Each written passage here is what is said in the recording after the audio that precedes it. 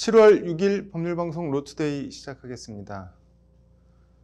대검이 검사 비위 사건이라도 사안이 불기소할 정도로 범죄 혐의가 입증되지 않는 사건이라고 판단되면 고위공직자 범죄수사처, 공수처에 사건을 이첩하지 않기로 방침을 정한 것으로 확인됐습니다. 법조계에서는 검찰이 공수처 설립 취지를 몰각했다는 비판도 나오고 있는데 관련 내용을 장한지 기자가 취재했습니다. 대검이 검사 비위 사건이라도 불기소 판단이 되면 검찰에서 종결한다는 방침을 마련한 것으로 확인됐습니다.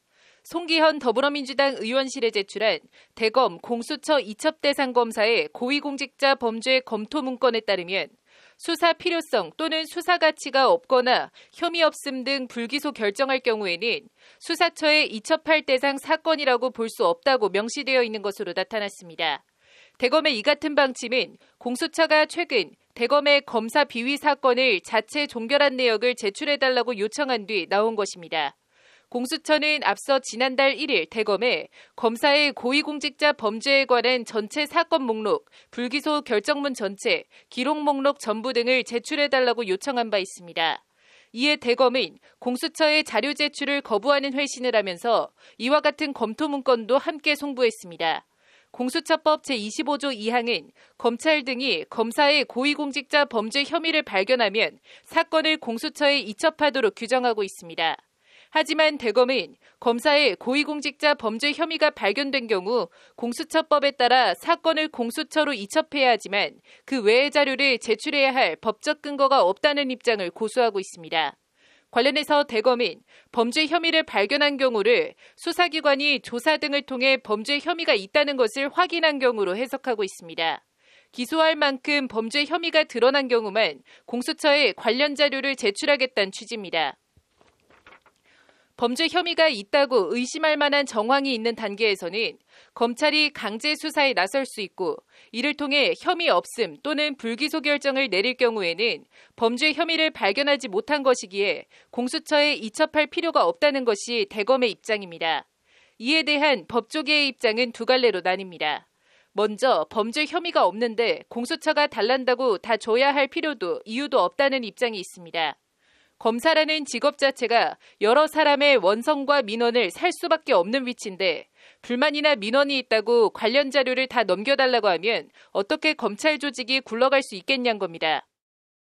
근거 없는 투서라든가 보소라든가 조사해봤더니 별거 없어서 내서 종결했다. 그건 문제 삼아서는 안 되는 거죠. 예를 들어 검사의 인격도 있고 그거를 악의적인 무슨 그런 내용들 그거까지 다 시시콜콜하면은 검사가 너무나 힘들고 불필요한 수사가 되겠죠. 애초 공수처가 검사 비위 관련 자료를 넘겨받을 수 있는 이유나 논거가 없이 한 번 줘봐라는 식으로 자료 요청을 했다가 면박을 자초했다는 비판도 있습니다.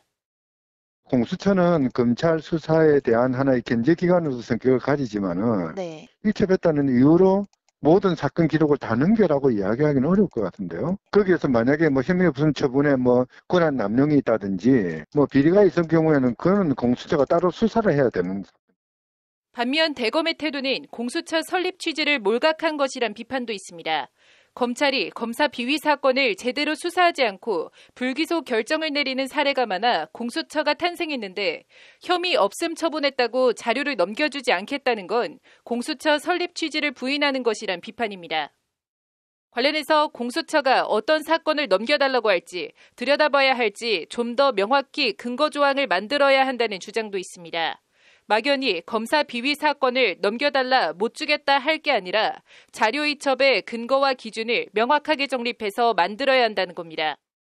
공수처법에서 자료를 이첩해야 된다거나 또는 종결한 내역 등을 이첩해야 된다는 근거 등을 만들어 두어야 원활하게 이첩이 될 가능성이 높고 지금처럼 이런 상태로 두면 그동안 계속해서 주요 수사 대상일 수 있는 검찰 등에서 이상한 논리로 이첩을 하지 않을 가능성이 상당히 높아서 출범 6개월을 맞는 공수처가 설립 취지에 맞는 역할을 제대로 다하려면 아직 갈 길이 멀어 보입니다. 법률방송 장한지입니다.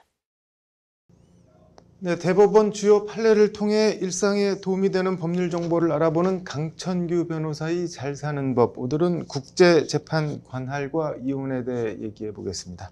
강 변호사님, 오늘은 어떤 판결 가져오셨나요? 네. 이 사건의 남편과 아내는 한인이기는 한데요. 네. 모두 캐나다 국적을 취득한 사람입니다. 네. 혼인신고를 하고 캐나다 퀘벡주에서 거주를 했는데 네. 남편과 아내 모두 국적은 캐나다였지만 우리나라에 연고가 있었습니다. 네. 특히 이제 아내는 우리나라에 여동생도 있었고 종전 혼인 관계에서 낳은 아들이 살고 있어서 네. 혼인 신고 이후에도 4차례에 걸쳐서 우리나라에 입국을 했다가 다시 캐나다로 돌아가기를 반복을 했습니다. 네. 이제 남편은 아내가 이제 그 캐나다가 아닌 우리나라에 머물면서 네. 남편과 1년 이상 별거를 했다. 그래서 이제 남편을 악의로 유기를 했다는 부분, 그리고 이제 종전 혼인 관계나 뭐 재산 사용에 대해서 좀 본인을 기망했다. 네. 이런 내용을 토대로 서울 가정법원에 이혼을 청구하게 됩니다. 네. 이제 이에서 아내는 남편의 이혼 청구에 대해서 응소를 하면서도 한편으로는 이제 이 사건 이혼은 캐나다 법원에서 진행돼야 될 사건인데 대한민국 법원에는 재판 관할권이 없다. 이렇게 주장을 해서 결국 네. 대법원까지 대법원까지 올라오게 된 사건입니다. 이게 둘 다 한인이라고 하는데 캐나다 국적인데 왜 한국 법원에 이혼 소송을 낸 건가요? 이 사건 이혼 소송을 제기할 당시에 남편은 캐나다에 있었지만 아내가 네. 대한민국에 상당 기간 체류를 하고 있었기 때문에 네. 사실상 부부가 이제 별거 상태에 있었고 네. 아마 그래서 한국 법원에서 하는 것이 송달이 더 잘 될 것이라고 생각을 했던 것 같고요. 네. 그리고 이제 아내가 캐나다 국적이기는 하지만 부산에 아파트를 소유를 하고 있었습니다. 네. 그래서 차량도 한 대 있었고요. 그래서 네. 결국은 이혼을 함에 있어서는 재산 분할도 굉장히 중요한데 네. 재산 분할 대상 재산들이 대한민국 내에 존재를 하고 있고 사실상 가압류나 향후 집행 등을 생각했을 때 이제 신속성이나 뭐 실효성, 편리성 들을 생각했을 때 대한민국 법원에 이혼 소송을 제기하는 것이 더 낫겠다 이렇게 네. 판단한 것으로 보입니다. 이게 근데 캐나다 국적이잖아요. 근데 우리 법원이 재판을 할 수가 있는 건가요? 이제 쉽게 좀 표현을 하자면 네. 캐나다법을 적용해서 재판을 해야 한다고 하더라도 네. 우리나라 법원에서도 요건만 갖추면 얼마든지 재판을 할 수 있다. 네. 이런 부분인데 네. 그러면 이제 어떻게 요건을 갖췄는지를 판단을 해야 되는데 네. 이것이 이제 재판 관할권 문제가 되는데 네. 앞서 좀 앞서 살짝 설명을 드렸던 네. 실질적인 관련성이 있는지 하는 부분으로 판단을 하게 됩니다. 네. 그래서 이제 우리나라 국제사법 2조를 보면 네. 그 법원은 당사자 또는 분쟁이 된 사안이 대한민국과 실질적인 관련성이 있을 때 네. 국제재판 관할권을 가진다고 하고 있습니다. 네. 그래서 이제 당사자가 관련이 있거나 네. 아니면 분쟁이 된 사안이 관련이 있거나 둘 중에 하나를 충족을 해야 한다는 것인데 네.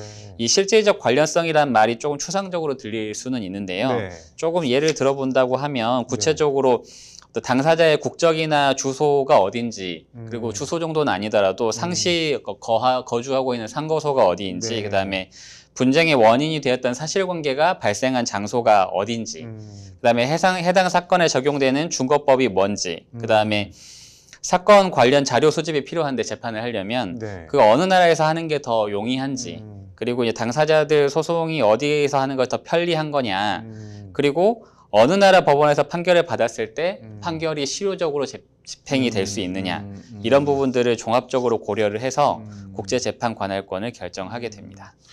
그럼 뭐 이번 사안도 우리 법원 관할이라고 판결을 하는 모양이네요. 네, 그렇습니다. 이제 이 사안의 경우에는 네. 남편과 아내 모두 이제 캐나다 국적이기도 하고 네. 대한민국에는 사실 가끔 들어와서 지내는 수준이었기 때문에 주소지도 대한민국에 있지는 않았거든요. 네. 그래서 우리나라 법원에서 재판 관할권이 있는 거냐 이것이 쟁점이 됐습니다. 네. 근데 이제 우리 대법원은 어떻게 판단을 했냐면 네. 당사자들 국적이나 주소가 없다고 해도 네. 이혼 청구의 주요 원인이 됐던 사실관계가 대한민국에서 발생을 했었다. 네. 그리고 이혼과 함께 청구된 재산분할 사건이 있는데 그 대한민국에 있는 재산 자체가 재산분할의 대상이 되는지 안 되는지가 재판의 쟁점이 됐기 때문에 네. 당사자가 사실 예측 가능성이 좀 있어야 되는데 예측 가능성을 생각했을 때도 뭐 불이익한 것이 없고 권리 구제나 아니면 법원에서 심리를 하는 어떤 편의성이나 판결의 실효성 차원에서도 네. 대한민국이랑 그 해당 사안 간의 어떤 실질적인 관련성을 인정할 여지가 크다 이렇게 판단을 네. 했습니다. 잘 사는 법 오늘 내용 정리를 해주시죠. 네. 그러니까 요즘은 우리나라 국민이나 기업이 해외 진출하는 경우도 많고 그 네. 반대의 경우도 많습니다. 네. 그리고 이제 외국인과 결혼하는 분들도 상당히 많고요. 네. 그다음에 오늘 사안처럼 국적은 외국인인데 우리나라랑 뭐 본국이랑 오가는 네. 분들도 상당히 많이 있습니다. 네. 그래서 이렇게 외국이랑 우리나라랑 걸쳐서 생활관계가 형성되다 보니까 법적인 분쟁이 발생하면 어느 나라 법원에 소송을 제기해야 되는지 이제 고민이 되실 수가 있는데 네. 뭐 쉽게 이야기를 해보면 내가 소송하려고 하는 사람의 생활 근거지가 우리나라거나 아니면 그 법인이라고 하면 본점 소재지가 우리나라에 있다. 이렇게 하면 대한민국 법원에 재판을 네. 제기하는 것이 가능하고요. 네. 오늘 사안처럼 사실은 요즘은 보면 한인이기는 한데 네. 뭐 미국이나 캐나다 국적을 취득하신 분들도 사실 많이 있거든요. 그래서 이런 네. 분들은 보면 국내에 재산이 있으신 분들이 굉장히 많으세요. 네. 그래서 이런 분들은 이혼을 어디에서 청구해야 되는가 하는 고민이 될 수 있는데 네. 뭐 대한민국 법원에도 충분히 이혼 소송을 제기하는 것이 가능하다. 이런 부분들을 참고하셨으면 좋겠고 또 기업을 하신 분들의 네. 경우에도 우리나라에 이제 본점 소재지가 있다고 하면 외국에서 어떤 거래가 일어났다고 하더라도 네. 분쟁이 생겼을 때 충분히 우리나라 법원에 재판이 들어올 수가 있습니다. 이런 네. 부분들을 충분히 감안하셔서 네. 영업을 진행하셨으면 좋겠습니다. 네. 뭐 국적을 떠나서 뭐 어느 나라에서 재판을 하는 게 소송 취지를 구현하는데 실질적인 도움이 되느냐 여부로 재판 관할권을 판단한다는 말씀으로 들리네요. 네. 오늘 말씀 잘 들었습니다.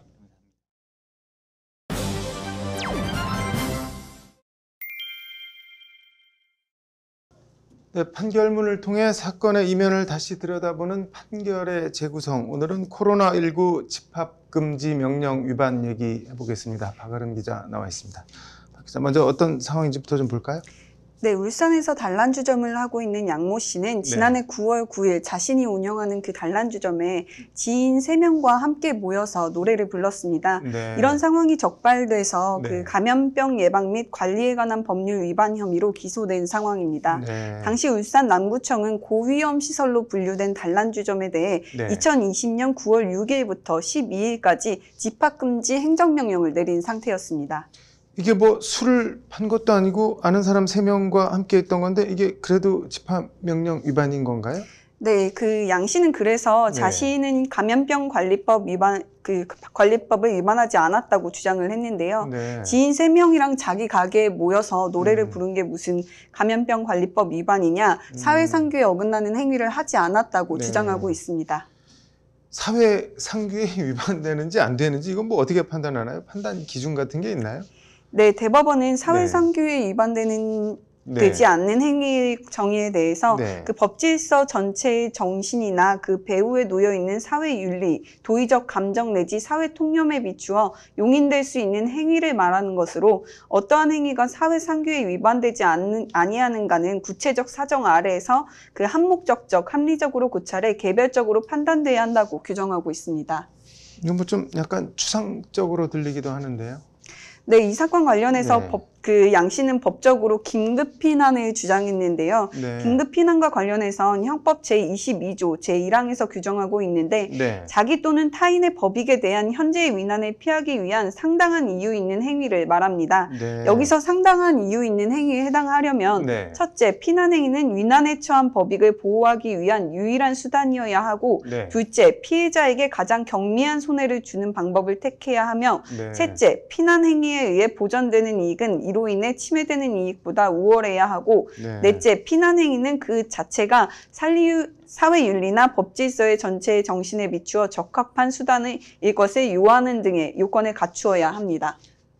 이게 뭐 지인들이랑 자기가 운영하는 노래방에 모여서 노래를 부른 게 이게 뭐 어떻게 긴급 피난이 된다는 건가요? 네, 앞서 말씀드린 위난에 처한 그 네. 법익을 보호하기 위한 행위였다는 게 양 씨 측의 주장인데 네. 당시 단란주점에 있던 네. 앰프가 고장난 것을 이유로 들었습니다. 네. 이에 단란주점에 있던 고장난 앰프를 옮기고 네. 또 악기음을 조율하기 위해서 지인 3명을 부른 네. 부른 것으로 사회상규에도 위반되지 않고 현재의 네. 위난을 해소하기 위한 긴급 피난에 해당한다는 것이 양 씨의 주장입니다.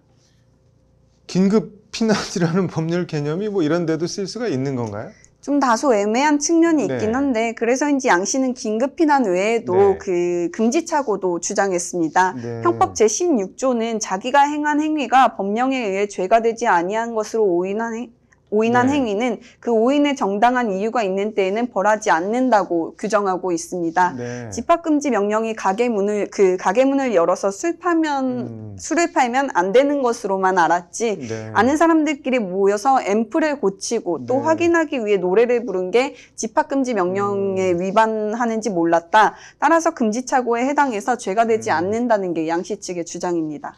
뭐 양 씨 입장에서는 정말 억울했던 모양이네요. 네, 그 금지착오와 관련해서 실제로 우리 대법원은 네. 일반적으로 범죄가 되는 경우이지만 자기의 특수한 경우에는 법령에 의해 허용된 행위로서 죄가 되지 않는다고 그릇 인식하고 그와 같이 그릇 인식함에 따라 인식함에 정당한 네. 이유가 있는 경우에는 벌하지 않는다고 판시하고 있습니다. 뭐 법원 판단이 궁금한데 어떻게 나왔나요? 네, 결론부터 말씀드리면 네. 법원은 집합금지 명령을 위반한 걸로 보아 벌금 100만 원을 선고했습니다. 이 사건에서 피고인이 단란주점에 있는 고장난 앰프를 옮기고 악기음을 조율하기 위해 지인 3명을 불러 노래를 불렀다고 하더라도 네. 이러한 행위가 자기 또는 타인의 법익에 대한 현재의 위난을 피하기 위한 행위에 해당한다고 볼 수 없으므로 긴급 피난에 해당한다고 볼 수 없다는 게 울산지방법원의 판단입니다. 네. 단란주점은 고위험 시설로 분류됐음에도 피고인과 지인 3명은 약 1시간가량 함께 모여 노래를 부른 사실이 인정됐다. 이에 비추어 보면 피고인의 행위가 사회상규에 위반되지 아니하는 행위라고도 볼 수 없다는 것이 법원의 판시입니다. 네. 양 씨의 경우에는 단란주점 입구에 집합금지 공고 네. 안내문이 부착이 됐고 네. 관할구청에서 관련 내용으로 안내를 받은 사실까지 인정이 되므로 금지착오로 볼 수 없다는 게 법원의 판단입니다. 아무튼 방역 당국이 모이지 말라면은 모이지 않는 게 최선인 것 같네요. 네, 오늘 말씀 잘 들었습니다. 네, 이어서 법조계 소식 전해드리겠습니다. 가상화폐 거래소 빗썸 실소유주가 1,000억 원대 사기 혐의로 기소됐습니다. 대검이 윤석열 전 검찰총장의 장모 최모 씨가 법정에서 위증을 한 모해 위증 혐의에 대해 재수사 결정을 내렸습니다. 부하 검사의 폭언과 폭행을 해 극단적 선택을 하게 한 김대현 전 부장검사가 1심에서 징역 1년 실형을 선고받았습니다. 스킨스쿠버를 하던 동호회 회원이 사망한 사건에서 대법원이 강사가 안전관리 의무를 다하지 못한 책임을 단정할 수 없다며 무죄를 확정했습니다. 7월 6일 법률방송 로투데이 마치겠습니다. 시청해주셔서 감사합니다.